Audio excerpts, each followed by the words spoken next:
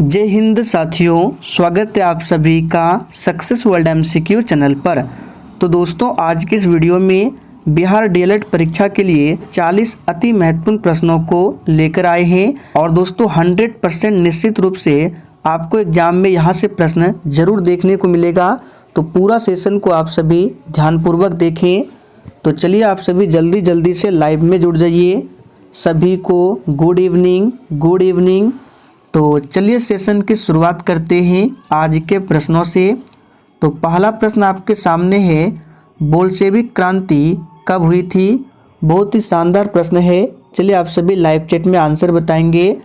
और दोस्तों live chat का ऑप्शन आपको तभी मिलेगा जब आप लोग क्लास टाइम पर ही क्लास को अटेंड करेंगे। और क्लास का टाइमिंग रहेगा आज से, याद रखिएगा, डेली शाम 7:30 बजे। तो टाइमिंग को आप सभी ज़रूर ध्यान रखें और डेली इस टाइम पर आपका क्लास होगा शाम 7:30 बजे। तो यहाँ पे पहले प्रश्न का आंसर क्या होगा? बोल्शेविक क्रांति कब हुई थी? तो याद रखिएगा बी ऑप्शन, नवंबर 1917 में बोल्शेविक क्रांति होती है। देखिए दूसरा प्रश्न है, हिंद चीन पहुँचने वाले प्रथम व्यापारी कौन थे? बिल्कुल टॉप लेवल का प्रश्न है। फटाफट से आप सभी आंसर बताएंगे। हिंद चीन पहुंचने वाले प्रथम व्यापारी कौन थे? तो दोस्तों यहाँ पे दूसरे प्रश्न का आंसर क्या हो जाएगा? पुर्तगाली। तो जो भी बच्चे सी ऑप्शन दिए हैं आपका बिल्कुल सही जवाब है। और भारत आने वाला सबसे पहला पुर्तगाली कौन था? वास्को डी गामा, जो कि 1498 ईस्वी में भारत आया था। आप लोग कमेंट करके बताएंगे अंग्रेजी ईस्ट इंडिया कंपनी की स्थापना कब होती है? एग्जाम में पूछा जाता है, आंसर जरूर बताइएगा। असहयोग आंदोलन का प्रस्ताव कांग्रेस के किस अधिवेशन में पारित हुआ था? चलिए आप सभी तीसरे प्रश्न के लिए आंसर बताएंगे। तो देखिए सबसे पहले आपको ध्यान रखना है असहयोग आंदोलन की शुरुआत कब होती है? तो याद रखिएगा 1 अगस्त 1920 से। और इसे वापस कब लिया गया था? तो 1922 में असहयोग आंदोलन को वापस लिया गया था। और नेतृत्व किसने किया था? तो महात्मा गांधी ने। तो यहाँ पे पूछा जा रहा है असहयोग आंदोलन का प्रस्ताव कांग्रेस के किस अधिवेशन में पारित हुआ था? तो याद रखिएगा सितंबर 1920 में जो कोलकाता अधिवेशन हुआ था, याद रखिएगा। अगला प्रश्न है, राष्ट्रीय स्वयंसेवक संघ की स्थापना कब और किसने की थी? चलिए चौथे प्रश्न के लिए आंसर बताएंगे। बिल्कुल आपके एग्जाम में छपने वाला प्रश्न है, राष्ट्रीय स्वयंसेवक संघ की स्थापना कब और किसने की थी? तो दोस्तों यहाँ पे चौथे प्रश्न का आंसर हो जाएगा 1925 में। किसने? केवी हेडगेवार ने, याद रखिएगा, इंपॉर्टेंट प्रश्न है। इंग्लैंड में सभी स्त्री एवं पुरुषों को वयस्क मताधिकार कब प्राप्त हुआ? चलिए 5 के लिए आंसर बताइए। एक भी प्रश्न फालतू नहीं है, सभी प्रश्न एग्जाम के लिए इंपॉर्टेंट रहेगा। तो इंग्लैंड में सभी स्त्री एवं पुरुषों को वयस्क मताधिकार जो है ये कब प्राप्त हुआ था? तो याद रखिएगा 1918 में। तो सी ऑप्शन जो ही बच्चे दिए हैं आपका बिल्कुल सही जवाब है। कौन सा सामाजिक वर्ग बुद्धिजीवी वर्ग के रूप में उभर कर आया है? तो यहाँ पे छठे प्रश्न का आंसर जो ये बच्चे डी बता रहे हैं बिल्कुल सही जवाब है, मध्यम वर्ग। राजनीतिक दलों की नींव सर्वप्रथम किस देश में पड़ी थी? वेरी इंपॉर्टेंट प्रश्न है। इस प्रश्न को आप सभी मार्क करके रखिए, एग्जाम में पूछा जा सकता है। तो राजनीतिक दलों की नींव जो है सर्वप्रथम ग्रेट ब्रिटेन में पड़ी थी। आगे देखिए, निम्नलिखित में से कौन सा राष्ट्रीय दल नहीं है? सभी ऑप्शन को ध्यानपूर्वक पढ़िए। निम्नलिखित में से कौन सा राष्ट्रीय दल नहीं है? तो देखिए दोस्तों, भारतीय राष्ट्रीय कांग्रेस सबसे पहले ये तो राष्ट्रीय दल है, ये आंसर नहीं होगा। बहुजन समाज पार्टी ये भी है, भारतीय जनता पार्टी ये भी है, लेकिन लोक जनशक्ति पार्टी ये जो है राष्ट्रीय दल नहीं है। तो जितने भी बच्चे सी ऑप्शन बता रहे हैं आपका बिल्कुल सही आंसर है। इनमें से किस देश में मिश्रित अर्थव्यवस्था है? बिल्कुल बच्चों वाला प्रश्न है, आप लोगों ने 10th क्लास में बहुत बार पढ़ा है। मिश्रित अर्थव्यवस्था किस देश में है? तो सभी का आंसर सही है, भारत। भारत में कैसी अर्थव्यवस्था है? तो मिश्रित अर्थव्यवस्था है। डीजल का उपयोग होता है, चलिए 10 के लिए आंसर बताइए, डीजल का उपयोग कहाँ होता है? और दोस्तों आपके जितने भी प्रश्न सही होते हैं आप लोग लिख कर रखिए, सेशन के लास्ट में आपको कमेंट करके हमें ज़रूर बताना है। तो डीजल का जो उपयोग होता है भारी वाहनों में, रेल के इंजनों में, विद्युत उत्पादन में, इन सभी में डी ऑप्शन आपका सही आंसर है। सौर सेल सौर ऊर्जा को रूपांतरित करते हैं। चलिए आंसर बताएंगे। देखिए इस तरह के प्रश्नों को आपको खासकर ध्यान रखना है। अक्सर बच्चे गलत कर देते हैं, उनको आता है लेकिन कंफ्यूज हो जाते हैं। तो सभी ऑप्शन को सबसे पहले आप लोग ध्यान से पढ़िए। सौर सेल ये क्या करता है? सौर ऊर्जा को किस में रूपांतरित करता है? तो याद रखिएगा विद्युत ऊर्जा में। तो डी ऑप्शन जो ही बच्चे दिए हैं आपका बिल्कुल सही जवाब है। सोना की परमाणु संख्या क्या है? अब देखिए कितना सिंपल प्रश्न है लेकिन बच्चे गलत कर देते हैं। एग्जाम में ये पूछा जाता है सोना जो गोल्ड होता है संकेत क्या है? अब बच्चे कंफ्यूज है, AU होता है या AG होता है। चलिए आप लोग आंसर बताएंगे, देखते हैं कितने बच्चे आंसर बताते हैं। संकेत क्या है? तो देखिए सिल्वर का संकेत AG होता है, गोल्ड का संकेत AU होता है। तो इस बात को आप लोग जरूर नोट करें। तो यहाँ पे आंसर क्या होगा? तो जितने भी बच्चे सी बता रहे हैं आपका बिल्कुल सही जवाब है, 79 होता है सोना की परमाणु संख्या। निम्न में कौन ऑक्सीकरण की क्रिया नहीं है? और दोस्तों अगर आपको ये सेशन थोड़ा भी पसंद आ रहा है तो आप सभी सेशन को दिल से ज़रूर लाइक करें और डेली क्लास को अटेंड कीजिएगा। क्लास का टाइमिंग रहेगा डेली 7 साढ़े 7 बजे से। तो यहाँ पे 13 नंबर का आंसर क्या होगा? अवक्षेपण ये ऑक्सीकरण की क्रिया नहीं है।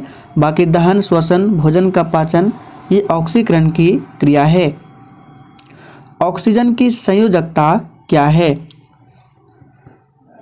देखिए यहाँ से और 2 प्रश्न बन सकता है। परमाणु संख्या, तो ऑक्सीजन की परमाणु संख्या 8 होती है और इसके बाहरी कक्षा में कितने इलेक्ट्रॉन होते हैं ये भी पूछा जाता है। तो आप लोग कमेंट करके बताएंगे ऑक्सीजन के बाहरी कक्षा में कितने इलेक्ट्रॉन होते हैं। देखते हैं कितने बच्चे आंसर बताते हैं। यहाँ पे फिलहाल आपका आंसर हो जाएगा सी ऑप्शन, 2 संयोजकता ऑक्सीजन की है, याद रखिएगा। तो बाहरी कक्षा में आप लोग बता रहे हैं 6, जो कि बिल्कुल सही जवाब है। 6 होते हैं ऑक्सीजन के बाहरी कक्षा में इलेक्ट्रॉनों की संख्या। अम्लीय वर्षा के जल का pH मान लगभग होना चाहिए। चलिए फटाफट से आंसर बताइए। देखिए ऐसे तो शुद्ध जल का पूछे तो आप सभी जानते हैं 7 होता है शुद्ध जल का pH मान, लेकिन अम्लीय वर्षा पूछा जा रहा है तो अम्ल का जो pH मान होता है 7 से कम होता है, क्षार का pH मान 7 से अधिक होता है। तो 7 तो कभी होगा ही नहीं। तो यहाँ पे आंसर क्या हो जाएगा? तो 5.6 से अधिक नहीं होगा, यहाँ पे होगा 5.6 से कम। तो 15 का आंसर बी है। चींटी के डंक में कौन सा अम्ल पाया जाता है?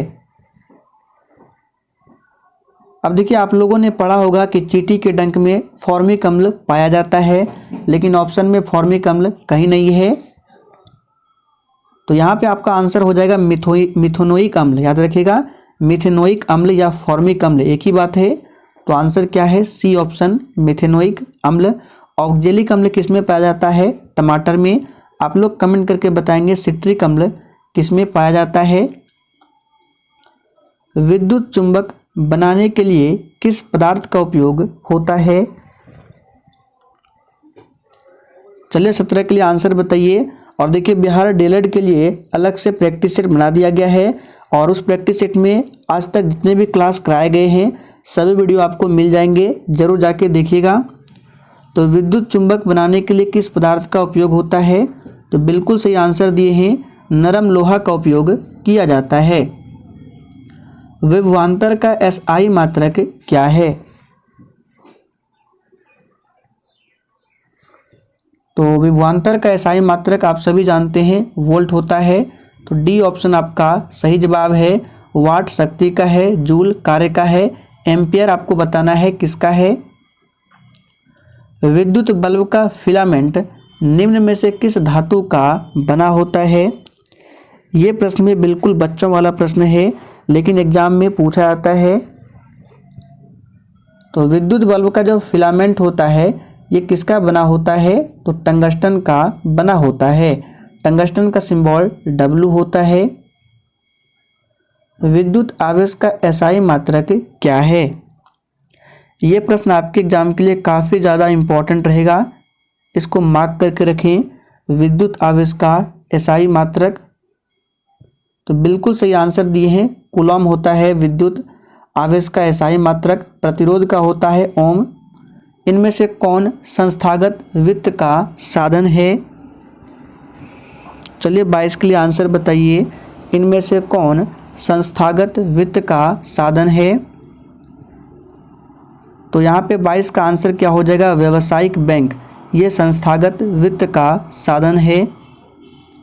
भारत की वित्तीय राजधानी किस शहर को कहा गया है।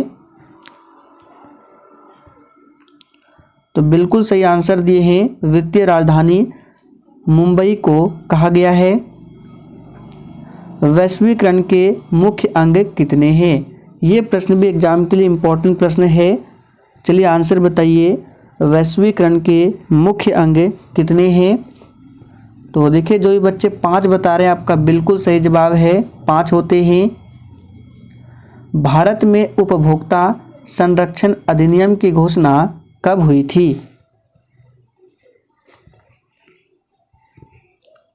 तो दोस्तों उपभोक्ता संरक्षण अधिनियम की घोषणा भारत में कब होती है, तो 1986 में। याद रखिएगा 1986 में। नदियों में बाढ़ आने का प्रमुख कारण क्या है। चलिए 26 के लिए फटाफट से आंसर बताइए। नदियों में बाढ़ आने का प्रमुख जो रीजन है ये है नदी की तली में अवसाद का जमाव। याद रखिएगा यहाँ पे जल की अधिकता नहीं होगा। आंसर जो होगा ऑप्शन के अकॉर्डिंग जल की तली में अवसाद का जमाव। भूकंप संभावित क्षेत्रों में भवनों की आकृति कैसी होनी चाहिए। अंडाकार, त्रिभुजाकार, चौकोर या आयताकार। चलिए फटाफट से आंसर कीजिए। तो बिल्कुल सही आंसर दिए हैं आयताकार। याद रखिएगा आयताकार। भारत में वित्तीय वर्ष होता है। चलिए आंसर बताइए। भारत में वित्तीय वर्ष कब से कब तक होता है। तो बहुत ही सिंपल प्रश्न है, 1 अप्रैल से 31 मार्च तक। सूचना का अधिकार अधिनियम कानून कब लागू हुआ था। सबसे पहले इस प्रश्न पर आप सभी डबल ट्रिपल स्टार लगा लें। ये प्रश्न आपके एग्जाम में छप सकता है, काफ़ी ज़्यादा इम्पोर्टेंट है। तो सूचना का अधिकार अधिनियम कानून जो है ये लागू हुआ था 2005 में। इसको याद कर लीजिए 2005 में। वर्तमान में नेपाल की शासन प्रणाली क्या है। चलिए 30 के लिए आंसर बताएंगे। तो देखिए वर्तमान में नेपाल की शासन प्रणाली जो है लोकतंत्र है। पहले राजतंत्र था, अभी आंसर क्या होगा, लोकतंत्र। राजनीतिक दलों की मान्यता और उसका चिन्ह किसके द्वारा प्रदान किया जाता है। तो दोस्तों यहाँ पे इस प्रश्न का आंसर क्या हो जाएगा, निर्वाचन आयोग द्वारा। देखिए राजनीतिक दलों की मान्यता और उसका जो चिन्ह दिया जाता है ये निर्वाचन आयोग के द्वारा दिया जाता है। इसे आप सभी जरूर याद रखेंगे। पायरोमीटर किसके मापन में प्रयोग होता है। चलिए 32 के लिए आंसर बताइए। और यहाँ से आपको एक प्रश्न को याद रखना है, चुनाव आयोग पूछा जाता है। चुनाव आयोग की स्थापना कब होती है, 25 जनवरी 1950 को। इसलिए प्रत्येक वर्ष 25 जनवरी को राष्ट्रीय मतदाता दिवस मनाया जाता है। तो पायरोमीटर जो उपयोग किया जाता है उच्च ताप को मापने में। भारतीय संविधान का अनुच्छेद 19 में देश के सभी नागरिकों को कौन सा मूल अधिकार दिया गया है। चलिए आप सभी आंसर बताएंगे, तब तक आपको बताते हैं मौलिक अधिकार जो है वर्तमान में 6 है। मूल संविधान में 7 मौलिक अधिकार थे। कौन सा हटाया गया है? तो संपत्ति के अधिकार को हटाकर अब कानूनी अधिकार बना दिया गया है। और मौलिक अधिकार को किस देश से लिया गया है? अमेरिका से। मौलिक अधिकार को किस भाग में बताया गया है? संविधान के भाग 3 और अनुच्छेद 12 से 35 तक में उल्लेख किया गया है मौलिक अधिकारों का। यहाँ पे आंसर हो जाएगा ए ऑप्शन, स्वतंत्रता का अधिकार। टीपू सुल्तान शासक थे। और यहाँ से एक प्रश्न बनता है कि टीपू सुल्तान की मृत्यु किस युद्ध में हुई थी? तो चौथे आंग्ल मैसूर युद्ध में। और टीपू सुल्तान जो शासक थे मैसूर के शासक थे। आप लोग कमेंट करके बताइए टीपू सुल्तान की मृत्यु कब होती है।